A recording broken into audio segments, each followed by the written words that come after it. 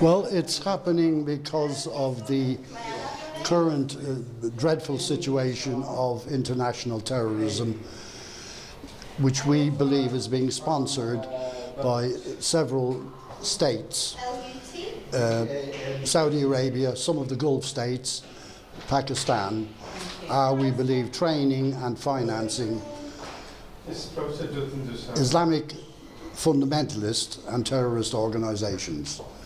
And we think that the world needs to be made aware and needs to confront the actual issues rather than pander to the wealth of Saudi Arabia or the strategic positioning of Pakistan. Thank you. So therefore, this is a seminar devoted to examining Pakistan's role in promoting terrorism while at the same time suffering the effects of it.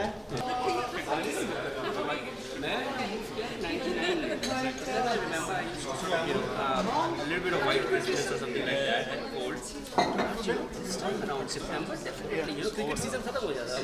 Cricket season खत्म हो जाता है. So kind of. कह रहे हैं under 20 years का record. हाँ नहीं last. We can see that. Obviously.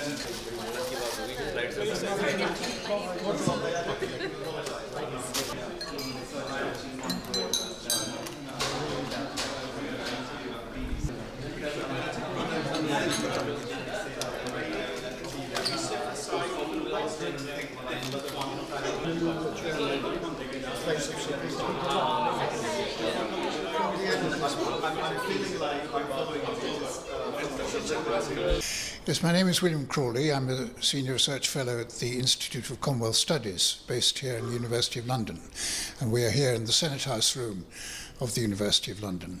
Sir, what a marvelous seminar here today taking place. Can you share your thoughts about it and the importance of it? Well, it's important. It's a very hot afternoon, and I am sure people will be being brought here because of the importance of the topic, which is a question, really. Is Pakistan the perpetrator or victim of terrorism? I think the answer for most of the speakers, and we have 5 distinguished speakers, will be that it is both, for reasons that will vary across a wide spectrum of argument. And why do you think events like this are important for our society at large? Well, because this is a current situation. I mean, a lot of books have been written about Pakistan. One almost comes out every month, which shed light on aspects of the very difficult situation that they faced over the past 15 years.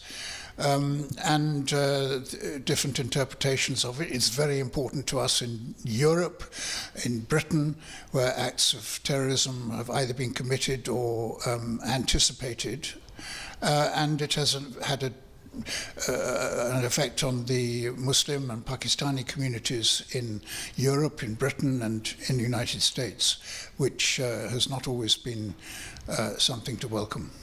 Yeah. The abuse will soon follow. My head that.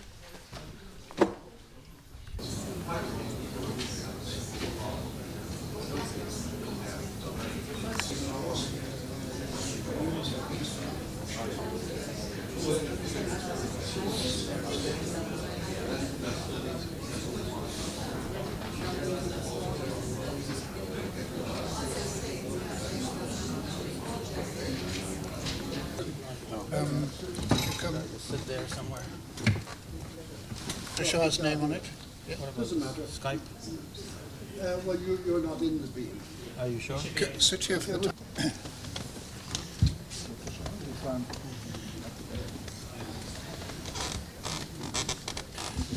My name is William Crawley. I'm from the Institute of Commonwealth Studies, based here in this building.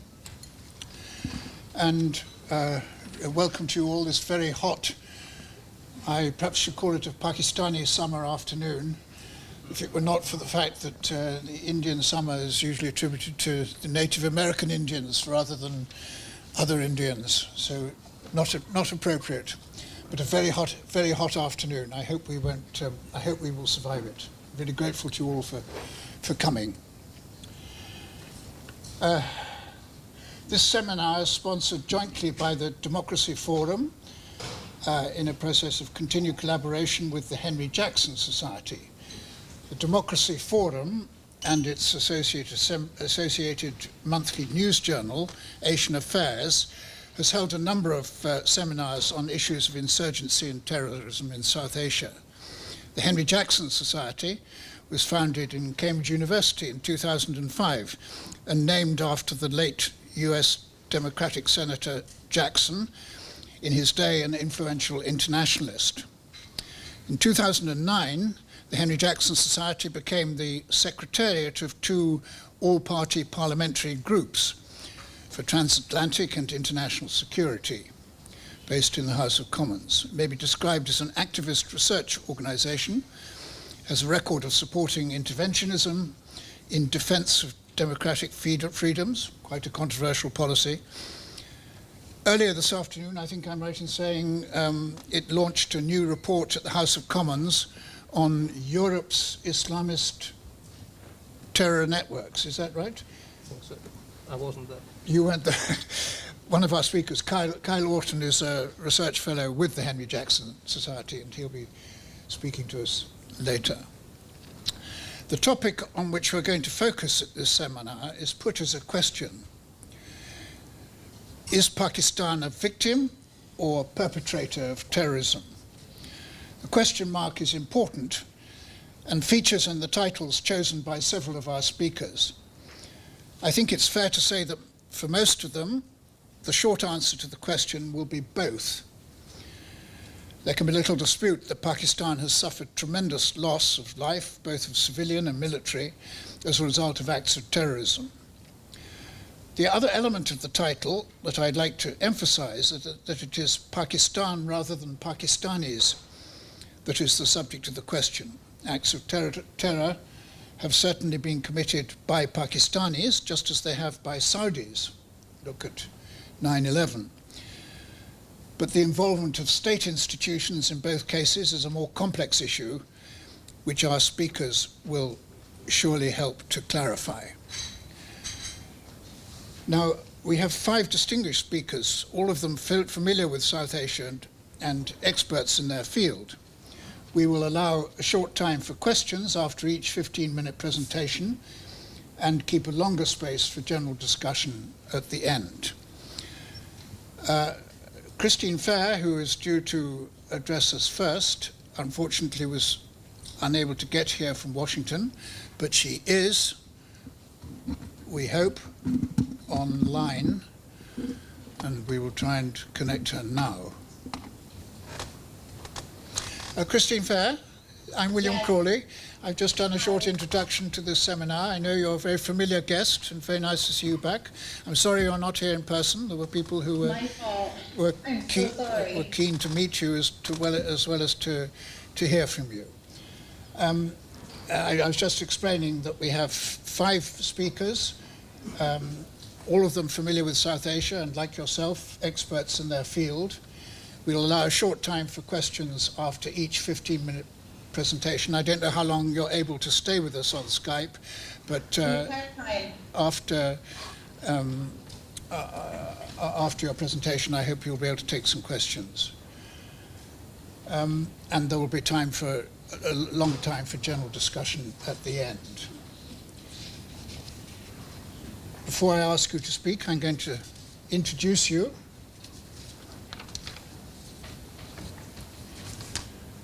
Dr. Christine Fair is an associate professor at the Center for Peace and Security Studies and Security Studies program within Georgetown University's Edmund A. Walsh School of Foreign Service. She was previously a senior political scientist in the RAND Corporation and a political officer with the UN Assistance Minister in Afghanistan, Assistance Mission in Afghanistan. And she was a senior research associate with the Center for Conflict Analysis and Prevention at the US Institute of Peace. She is the author of a recent study of the Pakistan Army, published in 2014, with the title Fighting to the End, the Pakistan's Way of War. This is it. I looked it out, especially when you heard you might not be coming. I thought I'd have to deliver a paper on your behalf, based on your book. The book is a carefully researched and forcefully argued work it contains a section called, with a question mark, Pakistani support for the militants, which is especially relevant to at least one half of the topic, the subject in which he is going to speak to us. She'll be speaking to us on Skype, and she'll be able to take questions on Skype.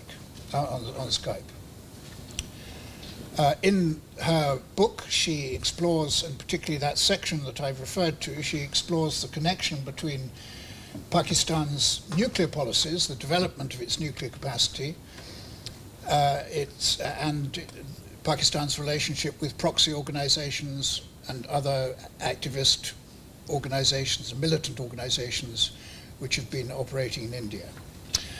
Dr. Fair, welcome. Please go ahead. All right, thank you. So do you have the slides available? I haven't been told about that. Oh, that's important. I had Okay. sent along some slides. All right, so let's go to the first slide. Well, let me just give you a very brief overview. First of all, I apologize that I'm not with you. I've never missed a flight. I've been sick in Delhi, and I missed this flight. So I'm terribly sorry, and I'm very grateful that you guys have managed to work this out. So what I'm going to be doing is presenting a series of maps based upon a data set that I was able to put together with my collaborators, Jacob Shapiro and Ethan Bueno de Mosquita. And I think the maps are really important because it shows you significant trends in the kinds of violence that Pakistan has experienced. So if we can go to the first slide, simply gives you the source of where you can get these data, and they're on my website. So if we can go then to the third slide, which is a table. What I've done here, it just gives you a very quick overview. I've divided up our data set into two time frames. One is before 2001 and one is after. And what I'd like to draw your attention to is that while it's true that there has been more violence after 2001, it's also the case that there was a lot of violence prior to 2001. And what I've done in that table is I've broken out it by the numbers of incidents, the killed, as well as those that are wounded. But don't worry about the numbers. I'm actually going to give you a different view in a second. If we could go to the next slide, and it's titled, All Political Violence in Pakistan. I want to draw your attention to this definition. A lot of data only focus upon terrorism. Terrorism is only one kind of political violence, and I'm going to walk you through the different kinds of violence that our data set shows. The first thing I'd like you to notice is you look across these maps, and I've given you 5 snapshots of specific years, and the different shadings that you're looking at are at the district level. The darker the number is, the more violence that district has experienced. So what I'd like you to notice when we look at all political violence in Pakistan is that there are some districts that generally recur. And these are districts that have a very strong propensity for violence. But equally important is that there are many districts that are largely violence-free. This is not a phenomenon that scholars have looked at very much. But part of the explanation is that some of those districts don't have a lot of people living in them. So there might be a very simple explanation. There's no one to blow up in those districts. Let's go to the next slide.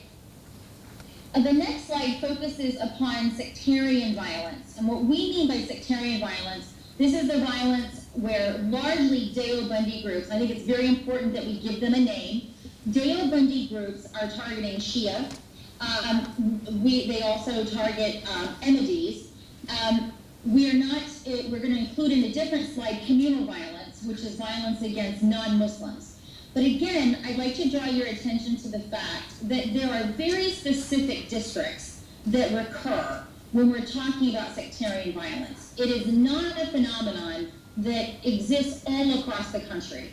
And indeed, there are many districts that have never experienced this at all. But not surprisingly, where we do see this, we generally see it in the Punjab. We see parts of Sindh lighting up. and we also see parts, particularly in the later years, in Khyber Pakhtunkhwa and the Fata. If we could then go to the next slide. The next slide is very similar to sectarian violence, but this is focusing upon communal violence. And again, the perpetrators generally are the same. These tend to be Deobandi militant groups that are killing non-Muslims. And so this would include Hindus, and it would include Sikhs as well.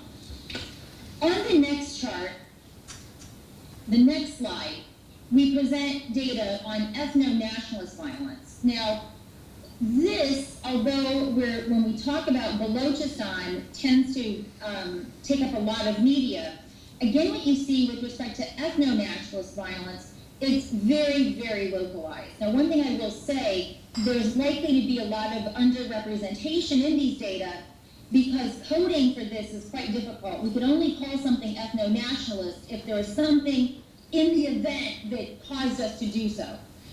So this is likely to be very much underestimated. The next two slides are most important. If we could go to the next one.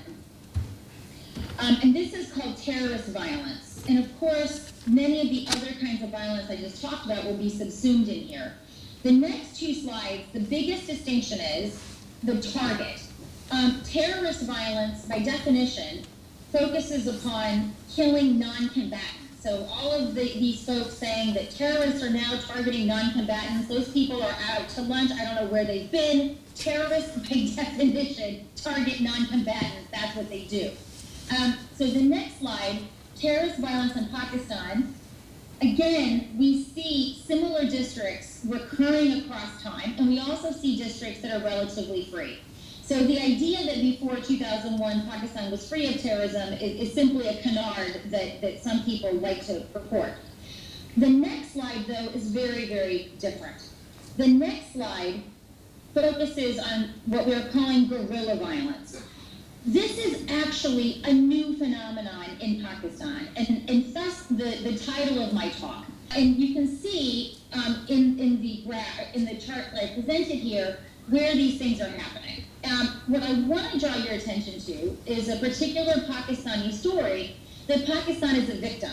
And they will frequently cite the kinds of data that I'm presenting here to argue that they're victims of terrorists, not exporters of terrorism.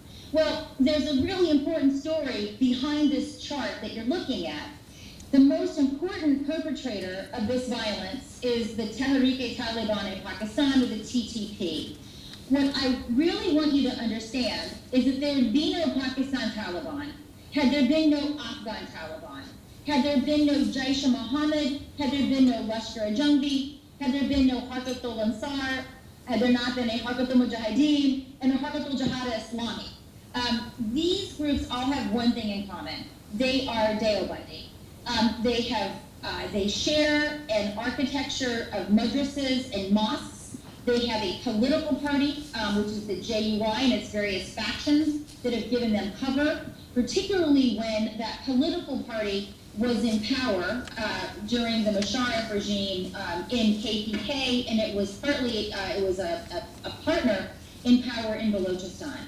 So what these different charts pull together is that Pakistan has certainly been a victim of terrorism for quite some time, but this new violence that has taken hold of the state, whereby these militant groups are attacking the ISI, the army, the frontier corps, the police, this is genuinely new. And there's no other word for it but blowback. This is very much, as folks in the terrorism literature like to say, the terrorist chickens coming home to roost. So the next slide, I think it will be too difficult to explain, but basically in the next slide what I've done is, since the previous maps give you snapshots by year, and they're constrained by that year, what the next slide does, and this is available on my website, I'm also happy to send these slides to anyone who wants them, this shows you trends in violence across time by the different provinces, including the Fata. And so what this allows you to see is within one province across time, what sort of violence is taking place. So I suspect, given the way you can see that picture in the room, that it might not be so apparent. All right, so now I've talked about what I'm going to call the supply of terrorism. That is to say, the different kinds of militant groups that are providing violence in Pakistan. And now I'm going to switch, and I'm going to talk about who is supporting violence in Pakistan. So in other words, what is the support base for the kinds of violence that we've just observed in those different maps? So if we could have the next slide. The next slide simply describes the different sources where you can go to find these maps I'm going to show you. Again, email me, ccf33@georgetown.edu. Happy to send you the PowerPoint slides. On the next slide, what you should see, inshallah, are 4 maps. And these are called heat maps. And the darker, actually in this case, the darker blue means that there's less support for militants, in other words, opposition, and the redder the map is, the more support there is. So it's kind of intuitive. You're cool to the militants, or you're warm to them. In the upper left-hand chart, we show public support, again mapped out, for militants fighting in Afghanistan. In other words, the Afghan Taliban. This was the language that was used in the survey that we fielded. In the upper right, we have support for the so-called Kashmiri Tanzim. These are the groups largely killing Indians in India, but also in Punjab. It's a misnomer. Very few of the Kashmiri Tanzims are in fact Kashmiri. Most of them are in fact Punjabi, and they operate well beyond Kashmir. The lower left-hand corner is support for Al-Qaeda, droned upon Osama bin Laden. And then the lower right hand is for what's called Firqa Varana Tanzim. In other words, these sectarian groups. So what I'd like you to see, without focusing on any particular area, is that you have different support shown for these different groups. So in other words, Pakistanis are differentiating across these different kinds of groups in the levels of support that they show.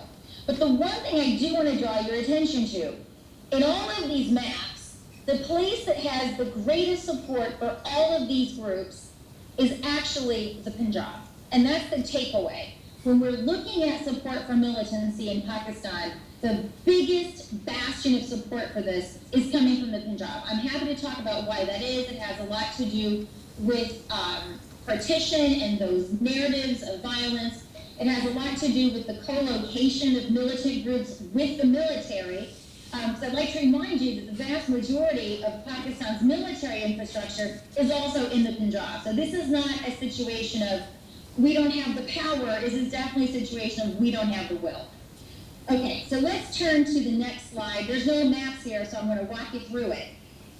There's a lot of conventional wisdoms out there about who supports terrorism and who doesn't.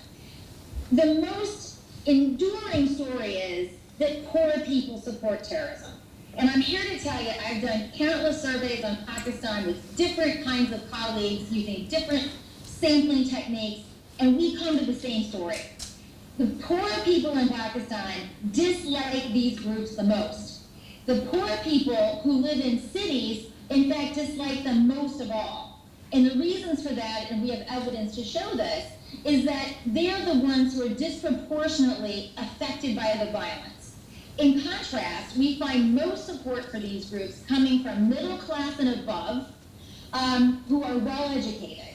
Now, this is a free rider problem, right? They're not experiencing the depravity of these militant groups. When these militant groups go into Lahore, they tend to attack, or Peshawar, they tend to attack in Sadr Bazaar, they tend to attack in places where people are not wealthy. In contrast, wealthier people have their servants, they're not doing the shopping themselves. So this is a classic free rider problem. So this idea that USAID or DFID can buy its way out of these problems is simply misinformed, because this is not being driven by poverty, it's being driven by actual preferences and choices. It's not compulsion. We'll just skip the next slide. The next slide is called Rebutting the Conventional Wisdom, Support for Democratic Values. So many of you know I had a president, he invaded some countries on the logic that if we just spread democracy, people will support terrorism less. So we did this, we took this to the lab in Pakistan, and it turns out that the people who are most supportive of democracy are actually those people who are most supportive of those groups operating in Kashmir and those groups operating in Afghanistan. And there's a simple reason for this. Those groups basically say that they're engaging in liberation, right? They say that they're engaging in liberation of oppressed people. And this appeal has a lot of resonance with people who are democracy supporters. So if you think going out there and spreading democracy is going to make people change their minds about terrorists, you have to think really hard about the message that these organizations are spreading and the degree to which people buy the story that these militant groups are supporting. The next couple of slides, and I'm going to go through these very quickly because you're going to see a whole bunch of numbers. And I don't want you, I'm going to walk you through what the numbers say in English as opposed to math. What we were next trying to do, we were trying to understand what are the individual characteristics that make people more intolerant relative to other people. And so we had 3 questions that we asked people. One was, do you want Christians as your neighbor? Do you want Shias as your neighbor? Do you want Ahmadis as your neighbor? And we looked at several variables that one traditionally includes in these kinds of models, but we were very much focusing upon education type, right? Because this whole madrasa debate versus other kinds of schools has been very much in the US public policy discourse as well as in the British discourse, and of course it's throughout Pakistan.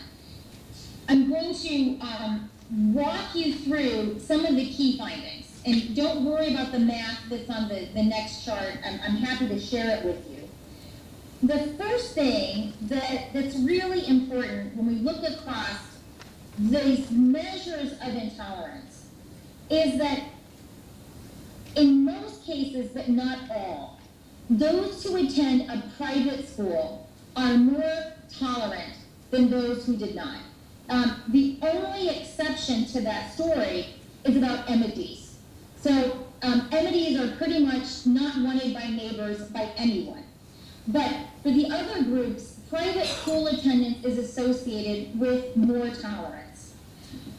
When we looked at who attended a madrasa controlling for all of these other things, we actually find that it's very significant in predicting intolerance towards Ahmadis, but it's irrelevant in predicting intolerance toward these other groups. What we also find, particularly with respect to Shia, is that those who say that they are adherent to the LA Hadith interpretive movement, as well as the Deobandi movement, they are less tolerant with respect to Shias. In contrast, we find all across, we find evidence that Barelvis tend to be more tolerant. That's sort of the English breakdown in general of what this chart shows you. If we could go to the next graph, so the takeaway is schooling matters, but it doesn't matter in the same way across each kind of intolerance. So in other words, there's no silver bullet. Madrasa education predicts some kind of intolerance, but not all. Private schooling predicts some kinds of tolerance, but not all. So now let's turn to the next slide at looking at who supports Islamist violence. And here we are looking at public support for the TTP attacking Barelvis. We're looking at Lashkar-e-Jhangvi, which is a group that attacks Shia.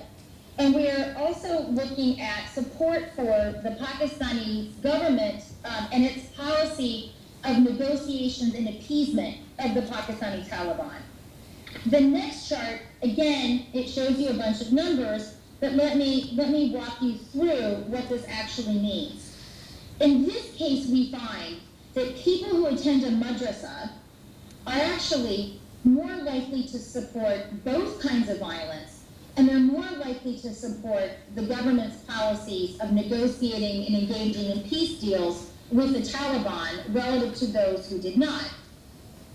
What we also find, incidentally, is that the people who are supporting Lashkar-e-Jhangvi are actually more likely to be individuals who've attained higher education. So this is an example of where we find those better educated people who, all else equal, have a higher taste for sectarian violence than those who have no education at all. We also find that adherence to the LA Hadith tradition supports or predicts support for TTP violence, as well as negotiating with the Taliban. And we also find evidence that those who adhere to the Dale Bundy group are similarly more intolerant and have a higher taste for violence than not. At the same time, we find that at least in the case of support for the TTP, those persons who are Barelvi are less likely to support those attacks. So in sort of bringing all of this together, what I'd like you to understand is that we have a lot of evidence that Pakistan has been the victim of many kinds of political incidences of political violence. But in many cases, this is not Pakistan for boo-boo, the world has done something terrible to you. This is not a Raw conspiracy or a Mossad conspiracy. This is actually the consequences of decades of Pakistan supporting Islamist militants. And one of the ways in which we see the imprimatur of these policies is the very deep support that these groups enjoy across the Punjab. And when we turn to different public policy approaches to manage this, we actually see that there is no silver bullet. Private education, public education, madrasas, they all produce different kinds of effects depending upon the kinds of questions. But the takeaway with respect to interventions that my government and your government has tried to do, which is development, education, employment, as well as support for democracy, we actually find evidence that just the opposite. It's the people who are educated, relatively well employed, relatively well off, who like democracy, who are most likely to support these groups. In contrast, the poor people in urban areas that are mostly the victims have very little support for these groups whatsoever. So thank you very much for tolerating a bunch of numbers from a talking head from a computer screen. I really appreciate it. Thank you.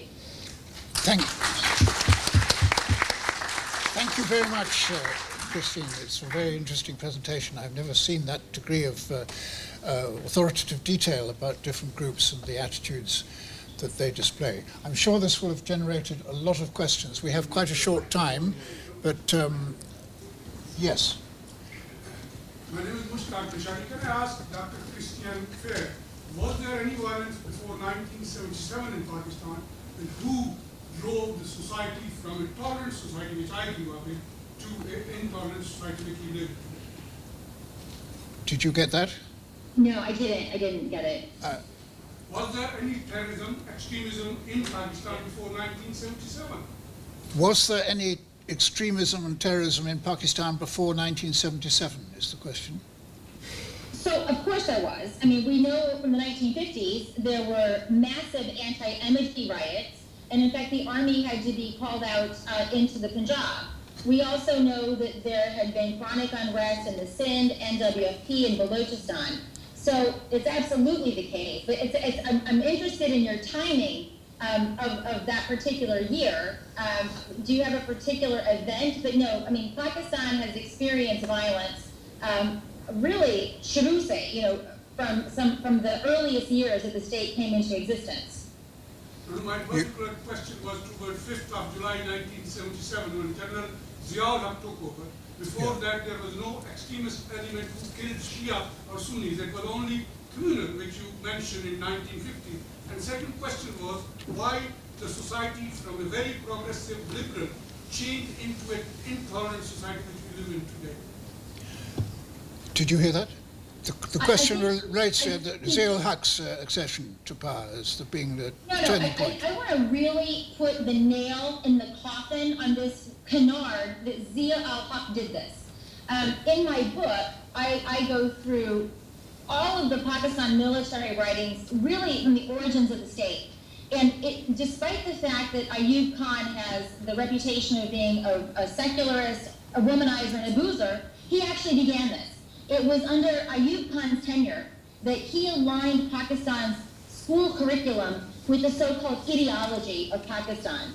And so it was actually during Ayyub's period that these preposterous narratives that Pakistan came into being when the first Muslim entered South Asia, and very gross and very crude and coarse narratives about religious minorities also came into Pakistan's textbooks at that time. It's really important to anyone who wants to understand this phenomenon that you stop trying to blame it on Zia al-Haq. This happened long before him.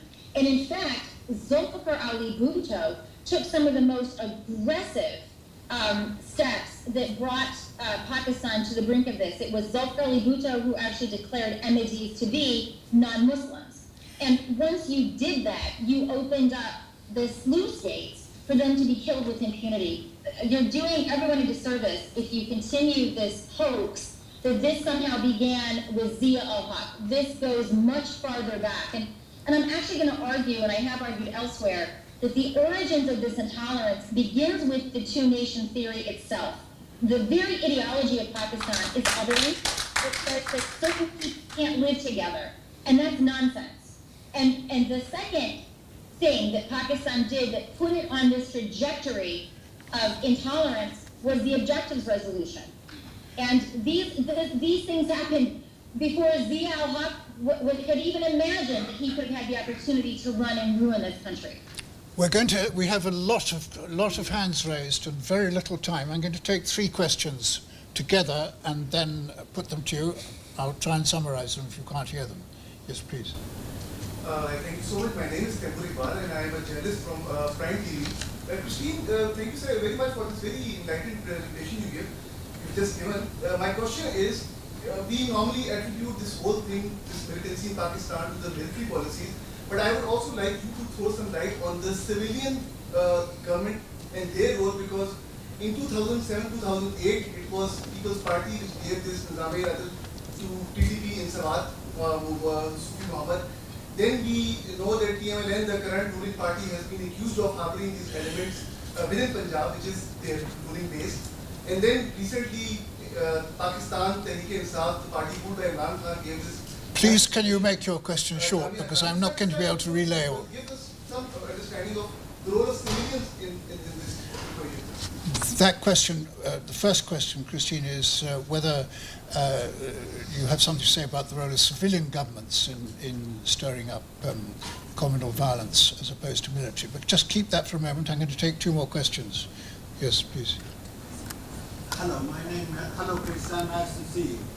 My name is Mehrab Sarju from London, associated with the Baluchi struggle for independence. The fundamental, that Syed... Please, can you make your question short, because we really don't have time. Syed Ramadan was a guest of Ayub Khan, who brought, he was a member of Brotherhood, who brought the fundamentalists to Pakistan, actually educated. He lived as a guest of the Pakistani state in Pakistan for 10 years. He's Syed Ramadan from the Muslim Brotherhood. He who created or helped to create the Jamaat Islami, what we know it today. What is a Christian faith? In Balochistan? I am from Balochistan, no. But does your question refer to the... Egypt. He's a brother, I think son-in-law of Muhammad Abdu something like that. I think the guest of the Pakistani around the 1950 when Ayub Khan was... I think the question is to what extent the Pakistan government contributed to the success or spread of the JUI in Balochistan. No, The Jamaat Islami. Created, helped to reorganize by the Syed Ramadan, who was the author of the Islamic Conference, what we know it today, and the Islamic Bank as well. I think you're going to have to put this question to Christina by email. It's too difficult to get across. Kiran. But is it the Balochistan question that he's asking? Because I think I get it. You think you get it? Well, just hang on for a moment. I can take 1 more question. Yes. Hi, Christine. This is Dr. Jaren Hassan from London. I'd rather say that I'm quite disappointed with your presentation today, because I've always been a huge fan of your initial presentations when you talk about the region. I mean, my broader concern is taking up some numbers, quoting some kind of quantitative data, and then making that particular analysis, which is, in my opinion, a little rather simplistic. Because if we have to look into Pakistan, the region in itself, I mean, look at Sri Lanka, look at Bangladesh, look at India, look at Pakistan. I mean, all these countries have had their own kind of like challenges vis-a-vis terrorism, vis-a-vis dealing with Facebook, possibly dealing with minority issues. So I would rather, I mean, I would expect a bit more sophisticated argument coming out of it. Do you see, is this an ongoing debate that you're going to be looking into? Kiran Hassan is questioning whether using numbers is a too simplistic way of recording the intensity of communal violence and the like. And she's asking whether this is an ongoing research or whether this is, I mean, whether you likely to see sort of changes in the numbers which are going to explain something about it. All right, so I'm going to turn to the civilian government because I'm really glad that this person asked this question. In the United States in particular, again, there's this myth that there's two Pakistans. There's the civilian Pakistan and there's the military Pakistan. And if one day the civilians could just truly be in charge, then Pakistan could be different. I argue in my book that that's unlikely because the strategic values of the Army, they've really done an effective job of smearing those values over into civil society. So when we do see prime ministers, it's hard to see whether their views are truly different from the military or whether they act like they acquiesce to the military because they're afraid of a coup. But here's what we can observe, right? We really don't have a true civilian leader until Zulfikar Ali Bhutto, right? We know this. And he was the worst, right? Under Zulfikar Ali Bhutto in 1974, he began the Afghan Jihad. And there's a very long history. The Pakistani myth that the Americans sucked Pakistan into our jihad, it's really a myth. I can point you to loads of Pakistani sources on this. In 1974, we were really worried about Pakistan and India's nuclear proliferation. We didn't care about what was happening in Afghanistan. Zulfikar Ali Bhutto, as I already mentioned, did some of the most pernicious things that turned the clock forward in terms of Pakistan's pervasive culture of intolerance. His daughter brought us the Taliban.